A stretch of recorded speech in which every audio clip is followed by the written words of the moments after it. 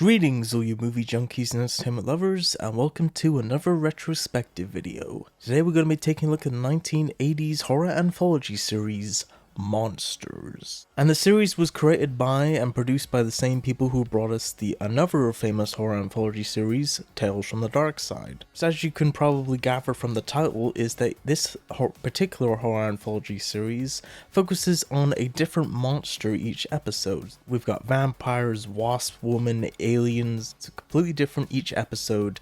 It's some kind of a different horror tale, but all you know is that at some point during the episode that there is going to be a monster. Now, I was not alive when Monsters was originally airing, so I caught reruns of it here in the UK when it was on a channel called Horror Channel, which was the same place where I discovered Tales from the Dark Side. But Monsters, I don't know, I remember was on less and I didn't see quite as often, but I do remember seeing some of it and really enjoying it, and of course I have since, come to watch pretty much the entire series. As somebody who, grew up loving horror movies, particularly, grew up and started with the old classic Universal monster movies and just loving monsters and monster movies in general, a TV show where every single episode is has some kind of a monster, as you can imagine, to me when I was younger, was incredibly appealing to me. But does Monsters actually live up to its name? Yes and no. I think the idea of the show is awesome, each episode has, some kind of a different monster,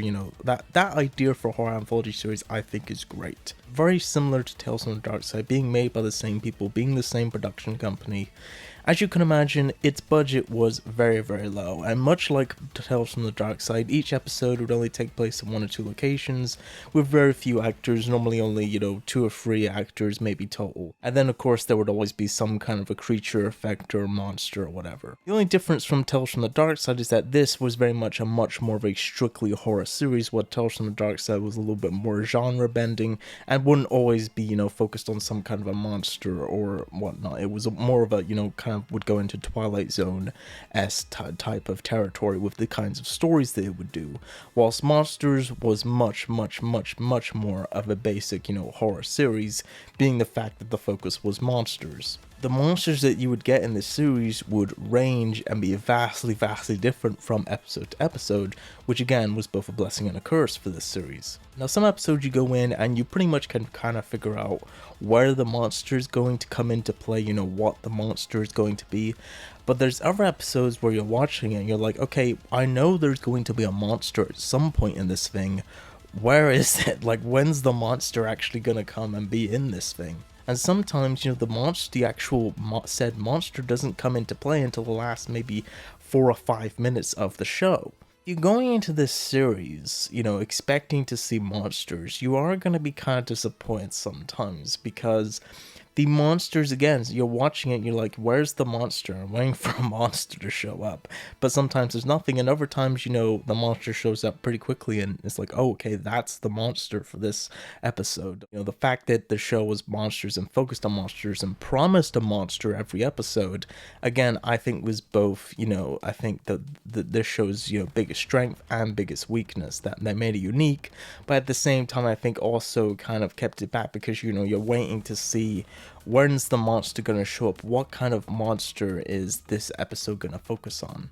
So it really does focus on all kinds of various different stories featuring different creatures and alien encounters, and it's really just bizarre and ranges very differently, and there's lots of great practical effects, especially for a show as low budget as this. You can tell that they really did put a lot of effort into the practical effects most of the time. One of the most celebrated episodes of the series is an episode called Glim Glim, which is an episode about where the most of human race has been wiped out of the earth, and so there's a particular alien that's trying to make contact with some human survivors. That episode, without giving anything away, is mostly played pretty serious and has a pretty dark and sad ending that's really dark and serious.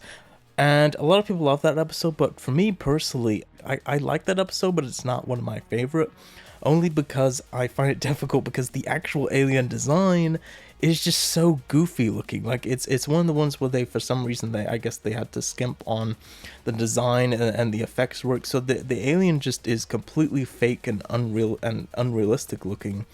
making kind of the ultimate kind of ending of the episode for me personally kind of falls flat in that one. Whilst there's various other episodes, there's a bunch that I could name where the stories themselves are, you know, completely flat, but the actual monster or creature itself is an awesome, really cool design. So sometimes it kind of is a bit of a mixed bag in that way, where some episodes you get, you know, a really interesting, neat story, but the monster aspect of it isn't so great.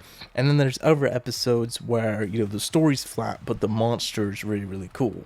And then occasionally there would be some episodes that would get both right there, where it would be an interesting setup, but also have like a pretty cool monster design as well. There's even a really great episode that's one of my favorites called A Bond of Silk. The said monster in that episode is a giant spider, and which is seen mostly through some pretty awesome stop motion effects. And that episode is legitimately creepy and interesting as well. It's a pretty fun, interesting show to watch from watching it, because again, you just never know when said monster is going to show up and what form is it going to be.